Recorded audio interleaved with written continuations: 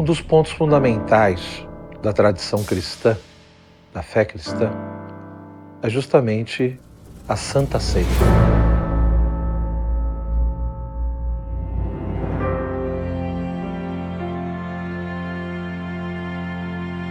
No meio do processo eu senti que tinha um negócio diferente. Não tô inventando coisa. Eu senti que realmente tinha alguma coisa especial. E embora a gente não tenha tentado reproduzir a Santa Ceia, obviamente, né? Aquilo foi só uma lembrança mesmo. No Antigo Testamento, nós vemos ali muitas figuras da Santa Ceia, da Eucaristia. O maná, o povo de Deus andando no deserto, com fome, e portanto Deus manda o pão descido do céu. O pão que vem do céu para alimentar, fortalecer o povo de Deus. O maná, portanto, do deserto, ele já é uma prefiguração da Eucaristia.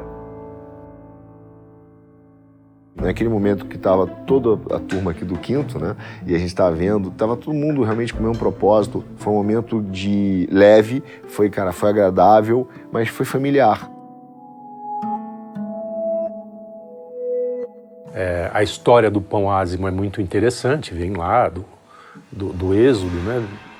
Se o maná aponta para o pão, para o alimento, Isaac aponta para a ideia de sacrifício. Abraão, que sobe ali o monte para sacrificar o próprio filho a Deus. O sacrifício de Isaac, portanto, é também uma figura da Eucaristia. A sua dimensão sacrificial. Quando o Cristo entrega o pão, ele não está entregando só um pão de trigo, ele está entregando ali na espécie do pão o próprio corpo dele, né? E quando nós nos alimentamos, quem deu aquele alimento para a gente foi o Cristo.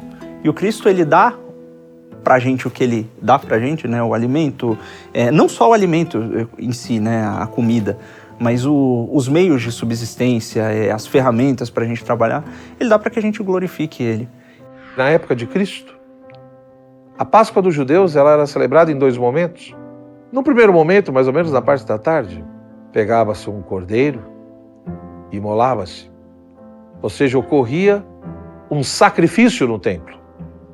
Pegava-se, portanto, a carne, né, aqueles elementos ali, do animal, do cordeiro que foi sacrificado. E à noite, então, se alimentava. Muito provavelmente, Cristo e os apóstolos se alimentaram, entre outras coisas, do cordeiro e do pão ázimo, né? Isso é quase que uma certeza histórica mesmo. A gente filmou todo o processo, né? Ir buscar o cordeiro no açougue. Comprei no mercado de Pinheiros, no açougue que eu costumo comprar, tal. Encomendei um dia antes.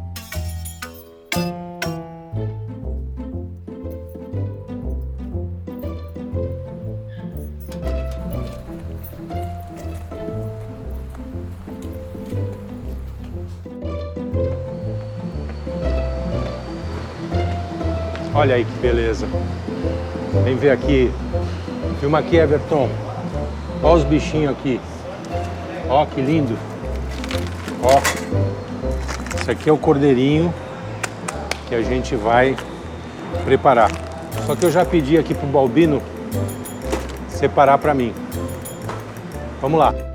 Frequento há 30 anos. Desde que eu entrei na cozinha, eu gosto muito daquele mercado e aí conheço as pessoas todas. Eu tenho uma ligação afetiva lá com a turma. Entreposto das Feijoadas, eu adoro esse nome, muito bom.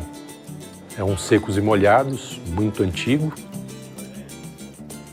E ele tem todas as pimentas que você pode imaginar.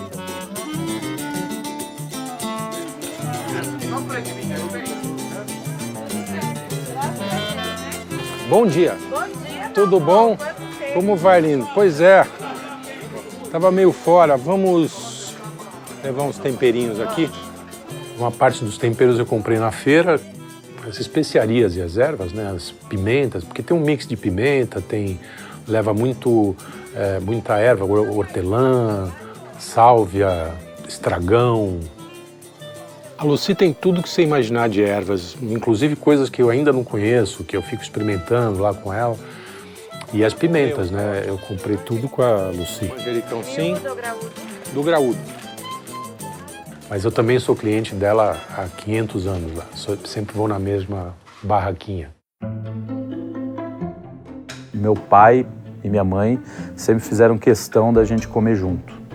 Meu pai trabalhava, chegava em casa, a gente estava sempre esperando, aí a gente jantava. Inclusive era uma ocasião, sempre foi uma ocasião muito feliz. Hoje, compreendendo o sentido, você vê que era realmente algo muito maior do que simplesmente o fato de você reunir a família, tudo, né? Não é só isso. A grande figura ali no Antigo Testamento é justamente o quê? A Páscoa vivenciada pelo povo hebreu. Povo que foi escravo no Egito, na terra do faraó, povo de Deus, liderado por Moisés, vai sair da terra da escravidão, passando pelo Mar Vermelho, para de fato caminhar até a terra prometida. Nós temos ali, portanto, no contexto dessa Páscoa, justamente essa ideia de passagem. Fazer a passagem da terra da escravidão para a terra prometida da liberdade, da vida. Mas o faraó não queria deixar nada disso. Queria continuar ali, escravizando aquele povo. Ocorre, de fato, o processo de endurecimento do coração do faraó. E ali Deus manda as pragas. E a última ação é o anjo exterminador. E o que é interessante nesse contexto é que aqueles que realmente seriam poupados deveriam ter uma marca na porta da sua casa. A marca do sangue do Cordeiro. As casas que estavam marcadas com esse sangue foram poupadas.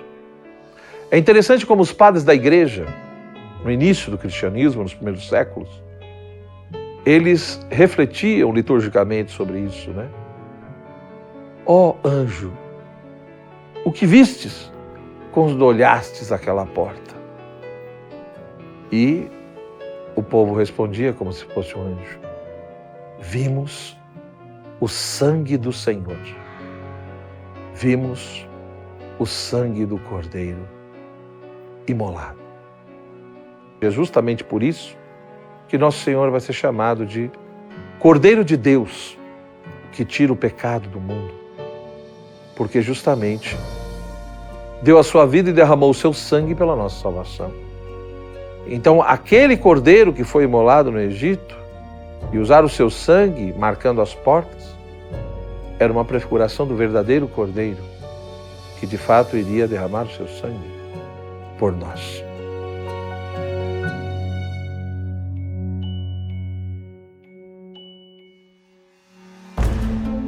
Pimenta rosa, pimenta do reino, pimenta da Jamaica, estragão.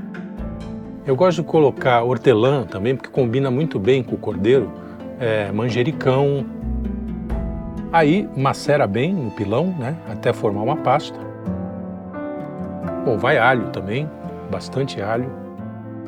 A base desses temperos eu aprendi com a minha mãe, que por sinal aprendeu com a sua avó, enfim, é uma coisa de família.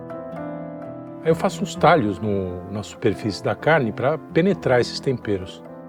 Bom, aí chegou a hora do vinho. Eu gosto de ser generoso no vinho, colocar bastante, umas 2 taças. Massageia com sal, os temperos, massageia bastante dos 2 lados. Mais vinho.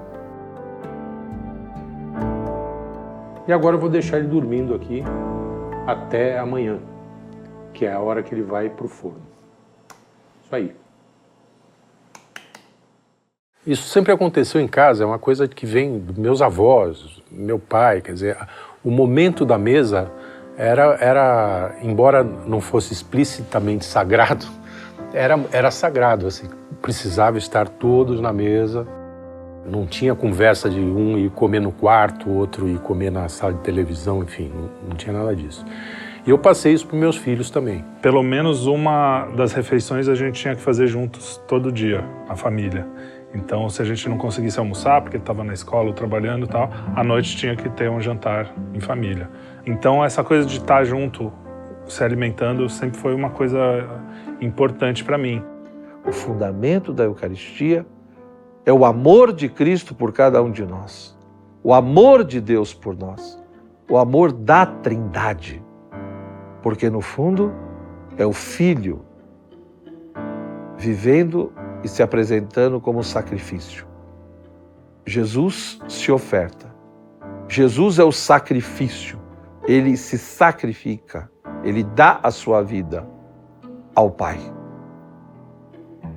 Então é um sacrifício ao Pai no Espírito. A presença, portanto, da Trindade que está por trás desse grande amor. Eu vejo que quando Cristo, para mim, quando ele fala fazer isso em memória de mim, ele não está falando apenas de dividir o pão e falar e estar com os amigos e ali, os apóstolos, e tomar um vinho, né, e lembrar Cristo e, obviamente, da simbologia da Eucaristia.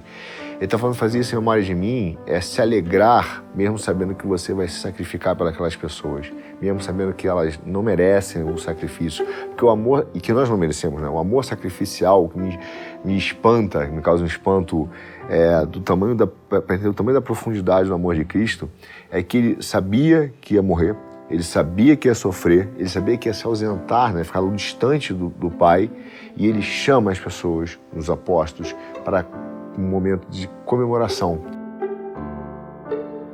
Eu acho que ele falou isso na ceia, porque é o momento em que ele estava com as pessoas que ele amava, para dizer que ele não ia embora mais.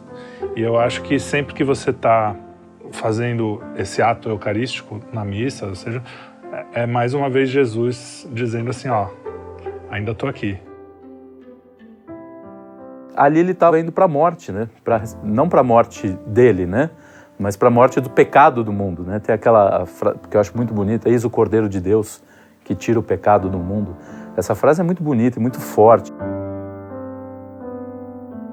Esse ato de todo mundo parar num horário específico para comer um com o outro é em si um sacrifício pelo próximo, né? E eu acredito que a comunhão começa aí, quando todo mundo se sacrifica para ceder uma parte do seu tempo ao próximo. Na última ceia, ocorre essa antecipação do sacrifício de Jesus na cruz sacramentalmente, nesse sentido. Jesus, de fato, se dá ali, naquele ritual. Jesus se dá naquela ceia e ele antecipa sacramentalmente o seu sacrifício.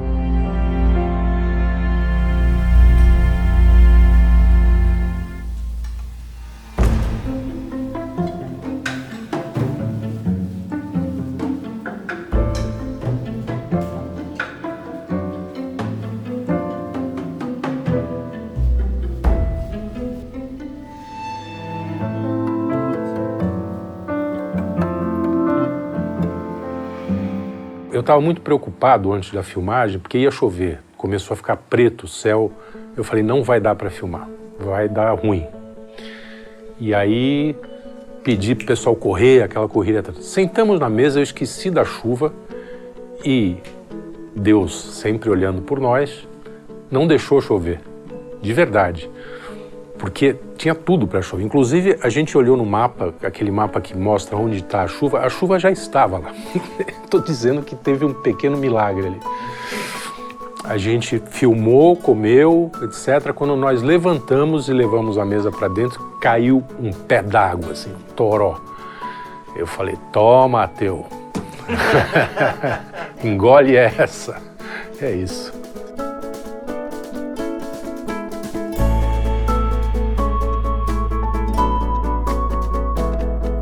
Foi tudo tranquilo, foi calmo, foi bom. Incrivelmente, o Luigi cozinhou bem. Então, assim, deu tudo certo. Coisas estranhas aconteceram, né? Então, místicas. Deus estava lá.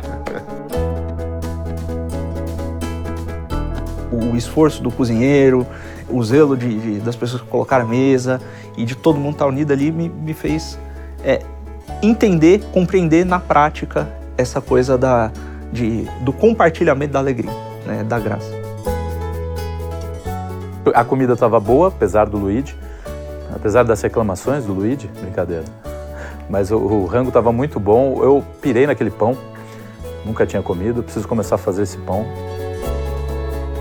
A gente se juntar para comer as mesmas coisas que Cristo, muito provavelmente, Cristo comeu, junto com os apóstolos, e lembrar disso, porque a Páscoa também é lembrar, né? Você relembrar o que aconteceu.